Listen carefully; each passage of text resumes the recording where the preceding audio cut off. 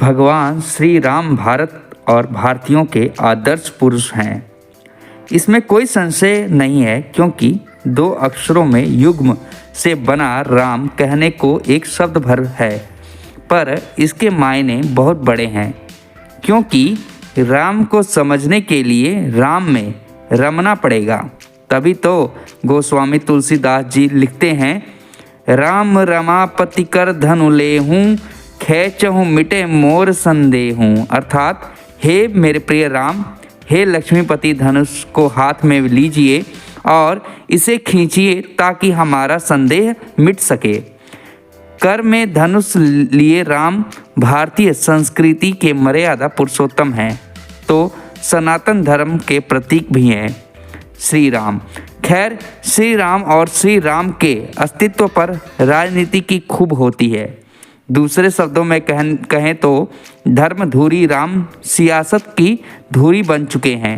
लेकिन राष्ट्रपति महात्मा गांधी के लिए राम का महत्व क्या है?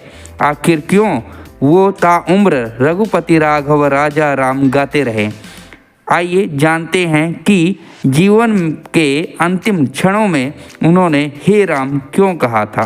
प्रमुख समाजवादी, कुशल राजनीतिज्ञ, स्वतंत्रता सेनानी डॉक्टर राम मनोहर लोहिया कहते हैं, जब महात्मा गांधी ने किसी का नाम लिया तो राम का ही क्यों लिया?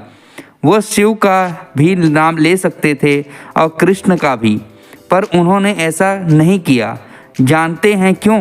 क्योंकि अंत शक्ति अहंकार की जननी होती है, लेकिन असीम शक्ति के बावजूद राम संयमित थे।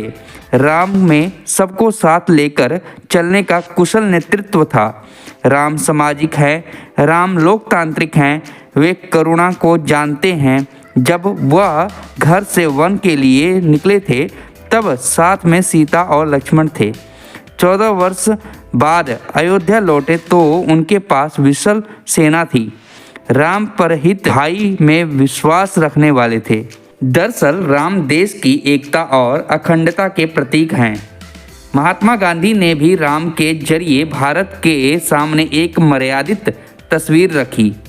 बापू गांधी उसी राम राज्य के समर्थक थे जिसकी नींव शताब्दी पूर्व श्री राम ने रखी थी, जहां लोकहित सर्वोपरि था। गांधी जी की ही तरह लोहिया भी भारत माँ से मांगते हैं, कहते हैं, हे माता, हमें शिव का मस्तिष्क दो, कृष्ण का हृदय, राम का कर्म और वचन दो।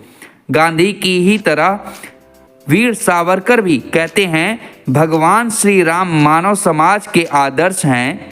रामायण लोकतंत्र का आदि राम हैं। कुछ इसी तरह पंडित दीनदयाल उपाध्याय कहते हैं, जनतंत्र में सत्ता के प्रति उच्च स्तर की निराशक्ति आवश्यक है। भगवान राम की तरह जनतंत्र में राजनीतिज्ञ को आह्वान मिलने पर सत्ता स्वीकार करने और हित की चिंता किए बिना उसका परित्याग कर देने के लिए भी सदैव तैयार रहना चाहिए। तो बोलिए जय श्री राम।